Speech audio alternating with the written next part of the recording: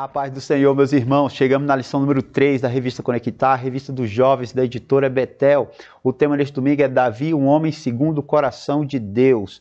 Como é do nosso costume, direto ao ponto, eu quero já adiantar que nós vamos gastar um pouquinho mais de tempo aqui dentro da introdução, porque tem muita informação, algo que vai enriquecer sua aula, pode contribuir para a sua aula nesse próximo domingo, ok?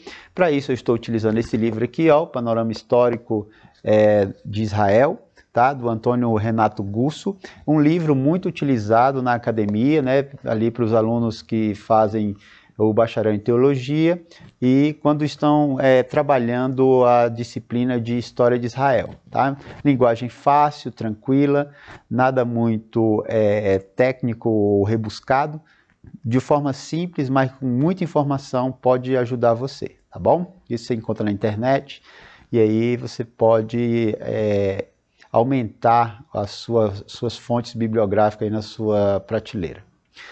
Bom, eu quero me ater aqui a essa temática, um homem segundo o coração de Deus. Para a gente trabalhar isso, é preciso a gente primeiro fazer uma pergunta. O que é ser um homem segundo o coração de Deus? Ser um homem segundo o coração de Deus contraria a lógica humana, porque para alguns vão dizer assim, olha, para um homem ser segundo o coração de Deus, esse homem ele tem que ser perfeito, ele tem que ser alguém que esteja quase ali no pé de igualdade, né? Só que não é. Primeiro ponto é saber que o homem segundo o coração de Deus, ele é imperfeito, tá? Ele comete erros, ele comete falhas, ele peca, ele está suscetível ao pecado, tá? Então esse é o primeiro ponto. E Davi foi esse homem imperfeito, mas uma pessoa comprometida com, primeiro, o propósito.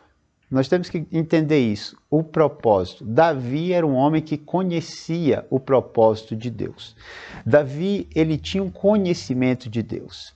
E conhecendo a Deus, ele tinha algo especial, que era o quê?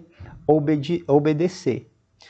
Também era outro ponto dentro desse homem segundo o coração de Deus, é o comprometimento com a vontade. A vontade de quem? De Deus. E dentro da vontade de Deus, nós temos algumas características. Primeiro, ser dependente de Deus. Davi era um homem dependente de Deus. Também, satisfeito. Por que satisfeito? Porque era um homem que estava sempre confiando no Senhor. O homem que confia no Senhor é um homem satisfeito. E quando eu falo de homem, eu estou falando na questão, no sentido da palavra do genérico, tá? Do humus, humanidade, tá bom? Não estou me referindo a um gênero específico, mas eu estou me referindo à humanidade em geral, ok? Outro ponto, outra característica dentro dessa vontade, né, de Deus é crer na sabedoria de Deus. Davi, ele tinha fé na sabedoria de Deus. Ele sabia que, orientado por Deus, a coisa ia dar certo. Também honrar o Senhor. Dentro da vontade, desse comprometimento com a vontade de Deus, Davi, ele honrava o Senhor. Era um homem que temia o Senhor. Um homem que velava pela palavra do Senhor. Então, honrar o Senhor. E o outro ponto é que é um homem que não se oculta do Senhor. Como é assim? Quando Adão e Eva pecam, eles se escondem. Davi, ele pecou, né? E aí nós encontramos um dos salmos mais lindos, que é um salmo de confissão e de pedido de perdão, que é o Salmo 51, escrito por Davi, logo depois de ser confrontado pelo profeta Natan. A questão é que quando ele foi confrontado, ele não deu desculpa, como Adão fez, como Eva fez. Não, ele simplesmente reconheceu, caiu em si, né? Caiu em si. Logo ele quebranta perante o Senhor. Então, ele não se oculta do Senhor. E aí o Salmo 139 diz, ele mesmo diz, ó Senhor, tu me sondaste e me conheces. Tu sabes onde eu me assento, onde me levanto, de longe entendes o meu pensamento, cerca o meu andar, o meu deitar, conhece todos os meus caminhos. E aqui ele segue, né, com esse versículo que é uma exaltação ao Senhor. Então, Davi ele não se oculta, pecou, mas quando confrontado pelo Senhor, ele reconhece, ele não tenta dar desculpa, ele não tenta dar arrodear toco, não, ele reconhece o seu pecado. Por isso é um homem segundo o coração de Deus. Um homem que tem a capacidade de se humilhar, de reconhecer o seu estado pecaminoso.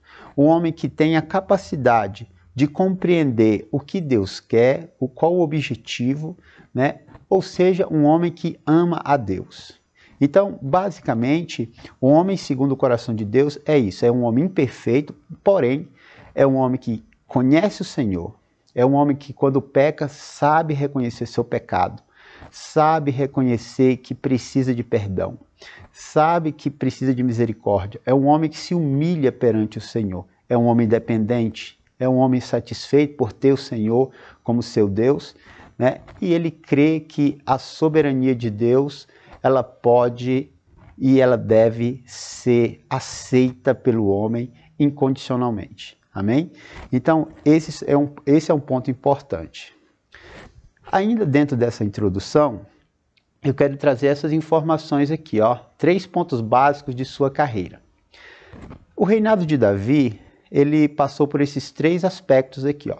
Primeiro, como chegou ao poder? Nós primeiro temos que ter a data temporal, né? Eu sei que é redundante data e tempo, mas essa data acontece 1000 anos antes de Cristo. Então Davi ele vai reinar 1000 anos antes de Cristo, 1 milênio.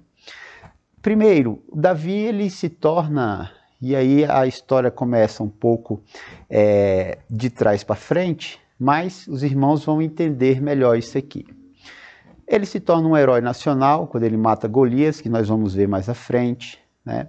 Ele foi ungido, e aí aqui alguns teólogos especulam a idade, tá? Ele foi ungido com 12 anos de idade pelo profeta Samuel, que usou um chifre com óleo para ungir a Davi como rei. E os irmãos conhecem a história, que Samuel foi até a casa de Jessé e Davi não estava, os irmãos todos foram rejeitados pelo Senhor, mas eles aguardaram e só sentaram à mesa quando Davi chegou do seu trabalho. Pois bem, Saul foi ungido com um jarro, um vaso, né? Mas Davi foi ungido com chifre. E chifre é poder. A Bíblia, toda vez que trata de chifre, está se tratando de poder. Essa ideia medieval que a Igreja Católica colocou, que o chifre é do diabo, ela não está dentro do nosso aspecto teológico, tá? Muito pelo contrário, o chifre ele sempre teve sempre foi figurativo ao poder. Inclusive lá no altar, né, do holocausto tinha 4 chifres, tá? Então, demonstração de poder. Outro ponto ele foi ungido com 12 anos, isso é segundo os teólogos, ok? Ele assumiu o reinado somente 18 anos depois que foi ungido, ou seja, ele assumiu o reinado com 30 anos de idade. Então nós temos esse lapso temporal de 18 anos, desde a unção até ele assumir de fato o reino. Política expansionista, esse é um outro ponto básico do seu governo. Como que ele trabalhou? Primeiro, ele derrota os filisteus. Saul tinha derrotado os filisteus, mas os filisteus voltam. E Saul, inclusive, morre, né, com essa nova invasão. Davi não. Davi, ele retoma o território, ele derrota os filisteus de uma forma cabal, né? Nunca mais os filisteus foram os mesmos. Davi toma as cidades que estavam no poder dos filisteus. Antes, havia guerras de sobrevivência, ou seja, sempre lutando para sobreviver, para viver. Também tinha as guerras de defesa, não vamos lutar para a gente se defender dos outros povos. Mas agora nós temos guerras expansionistas. Agora Israel não está na defensiva, agora Israel está na ofensiva, sempre tirando os povos, expulsando povos e tomando os territórios. Esse é um ponto importante do reinado de Davi. Ele não está se defendendo e ele não está apenas buscando sobrevivência, não. Ele vem como um leão que domina toda a região, né, de Canaã, expulsando povos, tomando territórios, né? Então, nós temos guerras expansionistas, expansão de terras. Também, esse fato transformou Israel em uma potência. Uma potência o quê? Uma potência militar, uma potência política, uma potência respeitada pelos povos vizinhos. Então, isso é um dos grandes méritos de Davi. É claro que o Senhor agindo na vida dele. Outro ponto importante dentro desse governo, que resume, né, o reinado de Davi, são os problemas de sucessão. Aqui nós temos um problema que vai envolver a política, a família, o exército, muita coisa complicada aqui. Primeiro ponto. A primeira sucessão dinástica. Nunca houve uma sucessão dinástica por questão de hereditariedade. Não houve uma sucessão dinástica com Saul. Saul não passou o seu reinado para o seu filho Jonatas. Não houve, essa dinastia acabou, né? A dinastia de Saul acabou ali. Agora inicia uma dinastia davídica, ou seja, a dinastia de Davi. Ele vai passar o poder para os seus filhos, isso dentro da sua dinastia, a dinastia Davi. Porém, aqui nós temos um problema, eles nunca fizeram isso, é a primeira vez que isso acontece. Naturalmente vai acontecer problemas. Primeiro problema, nós temos Absalão. Absalão, ele levanta uma rebelião contra o próprio pai. Ele tenta tomar o poder do pai, o pai já velho, ele tenta tomar o poder. Não consegue. Conseguiu por algum período ali, mas logo depois Davi retoma. Outro ponto, Adonias. Adonias quis usurpar o poder antes de Davi morrer. Davi estava no leito, doente, é claro, mas estava consciente. Mas Adonias, né, fez tocar trombetas em Israel que tinha um novo rei, né? Então ele tinha um filho rebelde, outro filho usurpador, né? E aí vem o outro, né, que é Salomão. Esse o Senhor aprova e Davi, consequentemente, obedece. Então, Salomão, filho de Batseba, então ele assume o reinado. Então, esses são os pontos básicos para a gente compreender a dinâmica dessa monarquia exercida dentro da dinastia davídica, ok? Ainda dentro dessa introdução, nós temos algumas informações importantes. Primeiro, nós temos aqui que o segundo rei de Israel foi Davi, os irmãos já sabem muito bem disso, mas durante esse período houve uma divisão do reino. Alguns pensam que só houve divisão do reino com a morte de Salomão, né, que dividiu o reino do sul e o reino do norte. Reino do norte Israel, reino do sul Judá. Não, houve uma divisão muito antes, né? Ainda ali quando Davi está assumindo. O que acontece? Em 2 Samuel 2,10 diz o seguinte, que Isbosete, né, filho de Saul, começou a reinar sobre Israel. E ele reinou durante 2 anos. E a casa de Judá, ou seja, a tribo de Judá, ficou sob o domínio de Davi. Então havia 2 reis em Israel, né? O Isbosete governando as demais tribos, né? 10 tribos, porque os levitas estavam espalhados entre essas tribos, tá? Mas tinha uma maior parte de levita na tribo de Judá. Então, e Davi ali assumiu o reino do sul, né? Dominando sobre a tribo de Judá. Com a morte de Isbosete, Davi é convocado pelos anciões tribais pedindo que ele assuma o poder, o governo de todo Israel. E ele aceita, tá? Então assim, ó,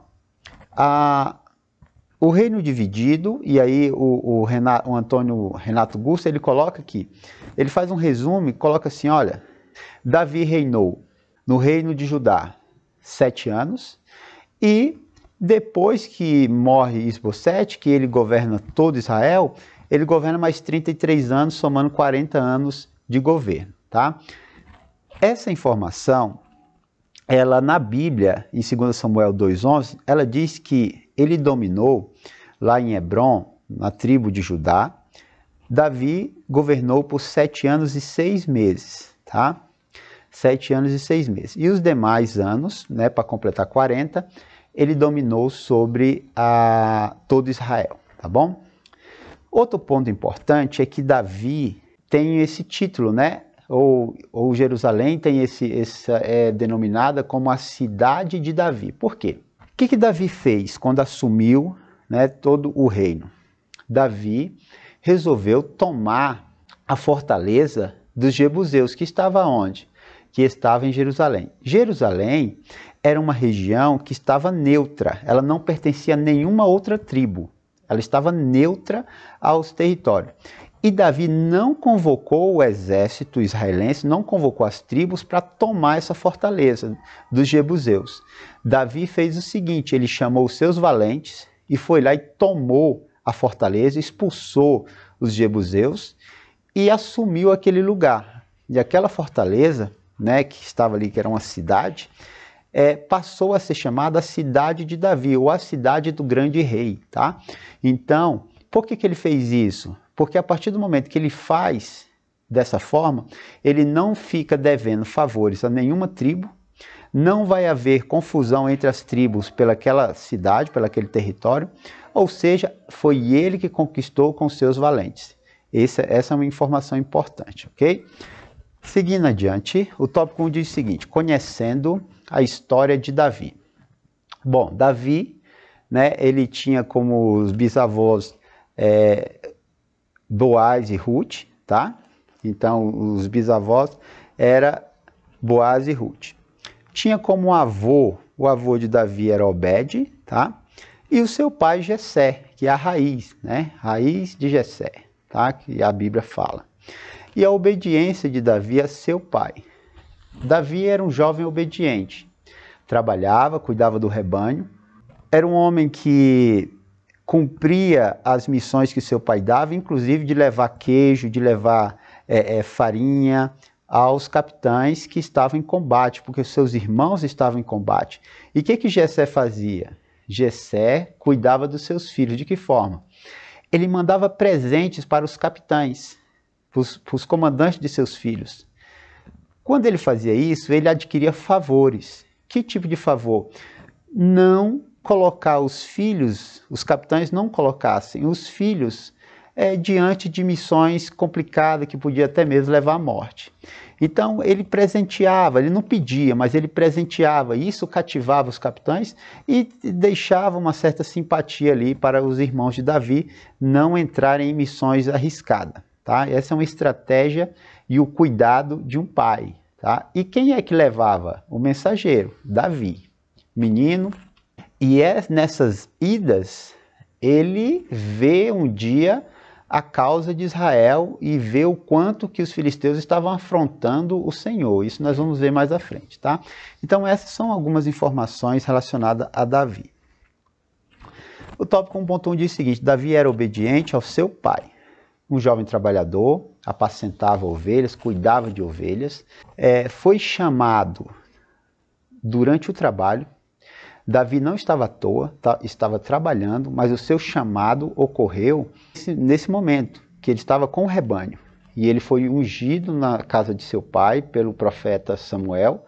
E aí o meu pastor sempre diz que Deus não chama ninguém desocupado, ele sempre chama quem é ocupado. E faz muito sentido, a Bíblia dá respaldo para isso. Tá? A experiência do pastoreio. Davi tinha experiência de cuidar de ovelhas. Cuidar de ovelhas requer proteção, requer alimentar, requer levar por lugares seguros, e Davi adquiriu essa experiência durante o seu labor de pastor. Tá? Ali ele protegia as ovelhas das feras, inclusive matando urso, matando leão. Ali ele aprendeu muito, ali ele aprendeu a louvar o Senhor. Davi era um jovem que tinha experiência de pastoreio. Entregador de queijo e farinha para os comandantes, né, lá no arraial, no combate. E ele via a causa do povo de Deus. Ele via as afrontas dos filisteus. Ele assume aquilo para si. Ele toma aquela afronta, né, que os filisteus faziam. Né? E ele é imbuído de coragem, porque é corajoso. Tinha que ser corajoso. Ficava sozinho cuidando de ovelha. Vendo feras chegarem perto do rebanho. Tinha que ser corajoso para isso. E Davi era corajoso. Okay? A obediência levou Davi para grandes oportunidades. Davi era um jovem obediente. Obediente ao seu pai, obediente a Deus. E isso o colocou em posição de honra. O Senhor o honrou, o Senhor cuidou dele. Então essa é uma mensagem que nós temos que passar para os nossos jovens. Tá? Cuide da sua vida honrando ao Senhor, obedecendo ao Senhor, obedecendo os pais, obedecendo às autoridades, obedecendo. Quem obedece nunca perde. Muito pelo contrário, é honrado. E a Bíblia coloca assim. 1.2 diz o seguinte, as características de Davi. Bom, primeiro que Davi era um homem, um jovem que tinha um reconhecimento perante a sociedade. Lá em 1 Samuel 16, 18, quando Saul estava perturbado, ele pediu um músico. E aí alguém disse assim, olha, eu conheço o filho de Jessé, o belemita, que sabe tocar. Ele é valente e vigoroso, e homem de guerra, e prudente em palavras, e de gentil presença. O Senhor é com ele. Então, um dos servos de Saul conhecia a fama de Davi. Aqui ele já sabia que ele era homem de guerra, porque ele matou o Golias. E ele sabia também que quem ficava tocando, ele talvez já tinha visto Davi tocar enquanto pastoreava. Então, Davi tinha um bom testemunho perante aqueles que estavam à sua volta. As características de Davi eram virtuosas. E aí você vê nesse relato de 1 Samuel 16, 18, né, essas virtudes. Né? Além do seu talento de tocar, é enfatizado que ele era valente, vigoroso, homem de guerra, prudente em palavras e de gentil presença. E, o mais importante, o Senhor era com ele. Então, essas características virtuosas têm que ser observadas. O talento desenvolvido no anonimato será revelado, ou seja, o seu talento para combate, defendendo as ovelhas das feras. Isso estava lá, ó, só ele e as ovelhas. Mas o Senhor estava cuidando. O seu talento de tocar, de salmodiar o Senhor, alguém viu. Era oculto? Era. Não tinha grande plateia? Não. Não tinha grandes pessoas importantes? Não. Mas esse talento desenvolvido no anonimato, ele aflorou para um público. Aflorou para o rei, aflorou para toda a nação de Israel. Importante. As qualidades virtuosas de Davi é algo que servia como garantia, como bom testemunho de quem ele era. Então, um ponto muito importante. O tópico 2 diz o seguinte, as proezas de Davi. Eu coloquei assim, ó, o talento e as habilidades subordinadas à confiança em Deus. Por que isso? Porque nós podemos ser talentosos, habilidosos em alguma coisa, dominar muito bem determinada área, mas se não for subordinada à confiança em Deus, de nada serve. Então nós, tudo que fazemos é para honrar o nosso Deus. Os nossos talentos, nossos dons, é para honrar o nosso Deus. E isso tem que estar evidente, porque muitas das vezes as pessoas acham que não precisa. Eu sou um talento nato. E não é. Está se auto-enganando. Então, não perder a confiança em Deus. O tópico 2.1 diz o seguinte, Davi mata o gigante Golias. Primeiro ponto, meus irmãos, é saber que na antiguidade, quando os exércitos se posicionavam para a luta, para a guerra, eles entendiam que ali estava dois deuses. Os deuses, eles iam duelar, batalhar. E o exército que vencesse era o exército do Deus mais poderoso. E aí eles tinham um costume de, para não morrer muita gente, eles tinham um costume de chamar um campeão. Vamos fazer o seguinte, você pega o seu melhor homem, eu pego o melhor homem aqui e a gente coloca para lutar. Quem perder, cede a guerra, fica escravo do outro, paga os tributos necessários e tudo bem. E aconteceu isso no combate entre os filisteus e a nação de Israel. Para não ter o combate, veio Golias esbravejando, afrontando o povo de Israel e o Deus de Israel. E aí ele pediu um campeão de Israel. Ninguém foi, nem mesmo o rei Saul. Mas Davi estava lá entregando queijo, viu a afronta, tomou para si aquilo, chamou para ele, foi em nome do Senhor dos Exércitos e o Senhor deu a vitória. Então, um sentimento de pertencimento tinha Davi. Esse incircunciso está afrontando o povo de Deus, os exércitos do Senhor? Jamais, jamais.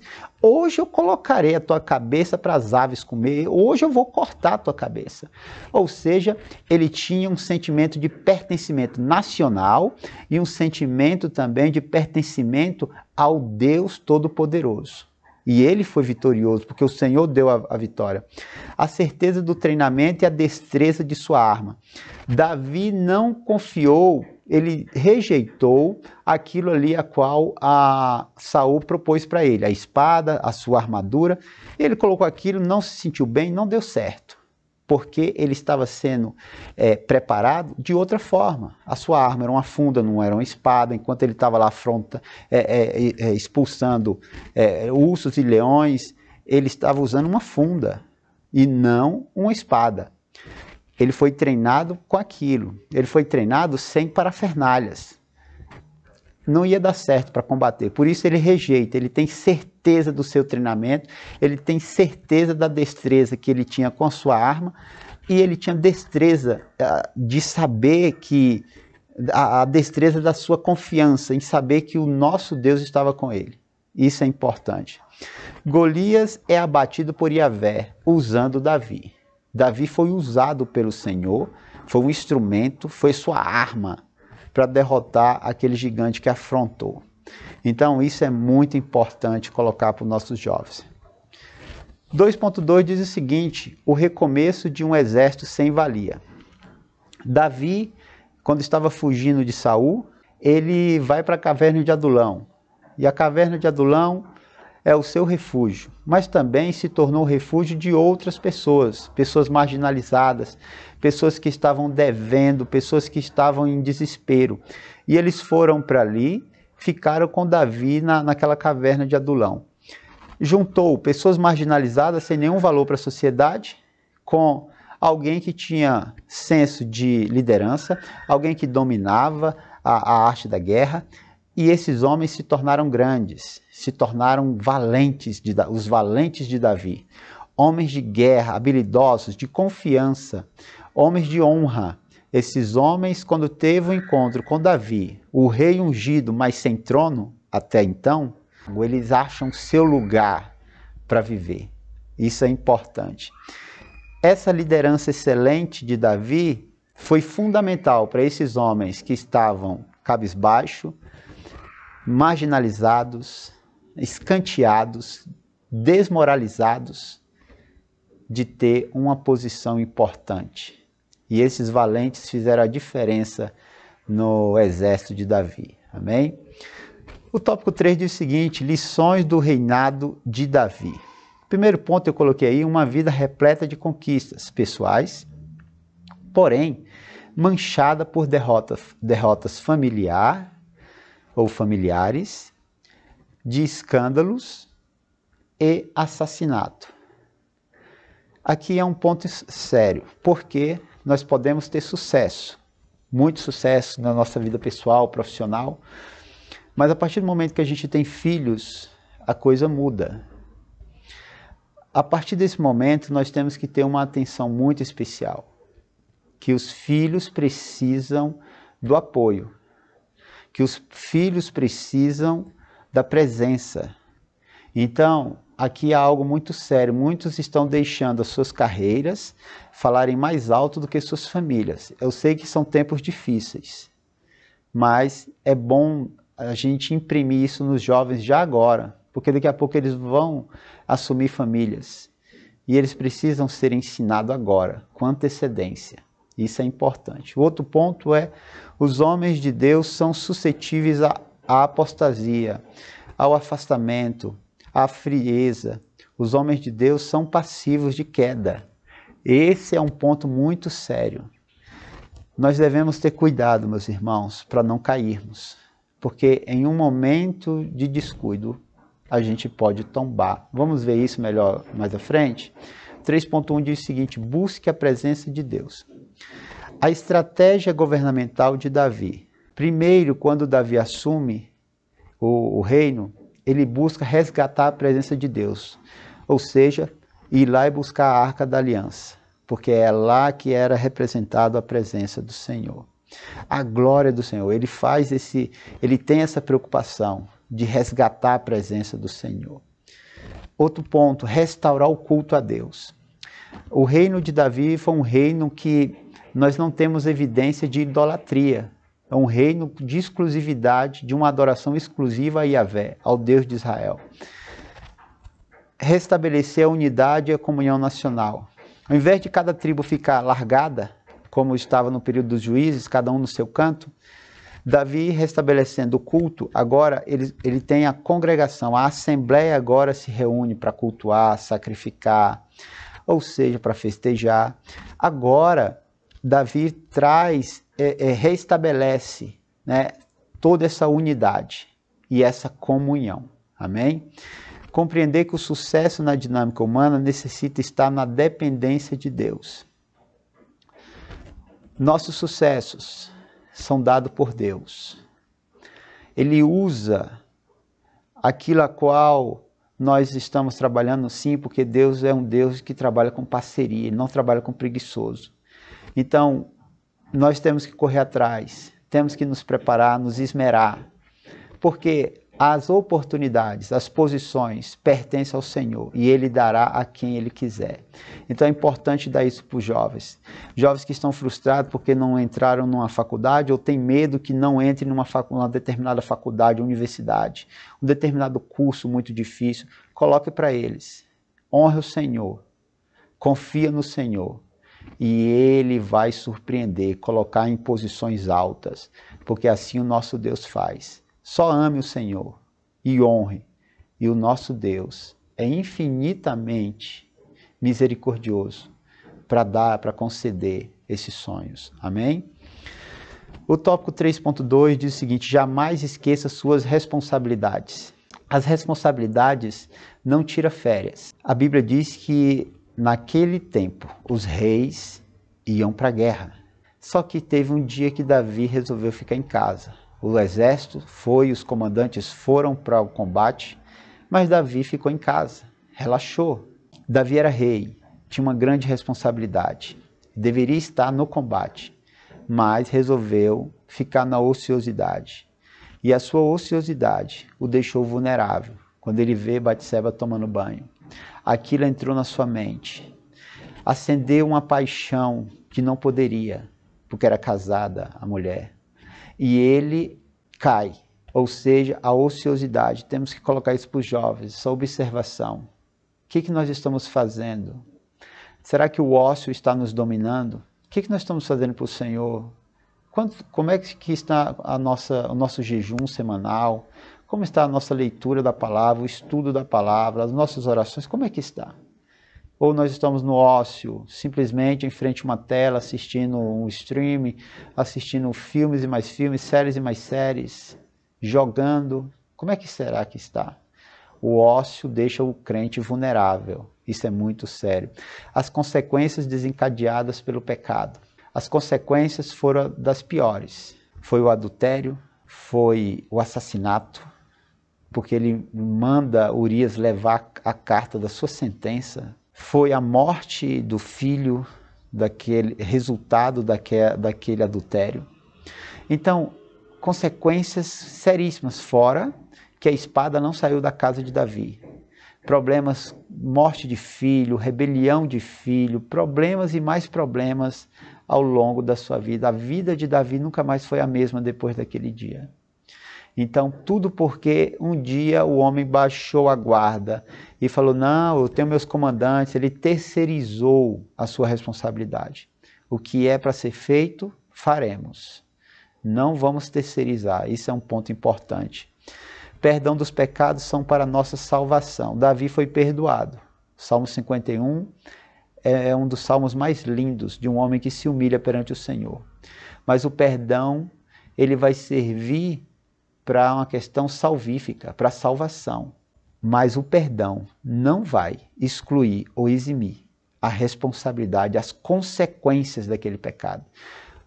Pecou, pediu perdão ao Senhor, ok, o Senhor perdoa, e se você chegar a morrer, o Senhor vai garantir a sua morada na eternidade. Porém, ainda vivos, perdoados, lavados, remidos, nós os colheremos. O problema é muito sério. E nós vamos colher, a gente colhe toda aquela consequência daquele pecado. Então é importante colocar para o jovem, você pode pedir perdão, certo? O Senhor vai perdoar, ok. Perdão para salvação. Porém, a consequência, não, ela vai vir, mesmo perdoado, mas a consequência vai vir, você vai ter que passar por ela, eu vou ter que passar por ela. Não tem como. As consequências são inevitáveis. Por isso que é importante, o Evangelho é isso, é um alerta para não pecarmos. Mas se pecarmos, o Senhor vai perdoar. Mas as consequências nós vamos assumir. Sofreremos o dano. A vigilância deve ser exercitada. Esse é um ponto sério. Se nós pararmos um pouquinho de ter a responsabilidade, a confiança, nós vamos padecer. A vigilância é essencial para não cairmos. E ela deve ser exercida todos os dias, toda hora, todo momento, porque senão fracassaremos. Esse é um ponto importante. Meus irmãos, eu espero que eu tenha ajudado, que você tenha uma excelente aula, que o Espírito Santo use a sua boca, use a sua mente e você seja uma tocha diante da sua classe. E que os seus alunos possam absorver e aprender um pouco mais da palavra de Deus mediante a sua vida, mediante essa revista, mediante a Bíblia Sagrada. Deus abençoe e fique na santa e gloriosa paz do Senhor, meus irmãos.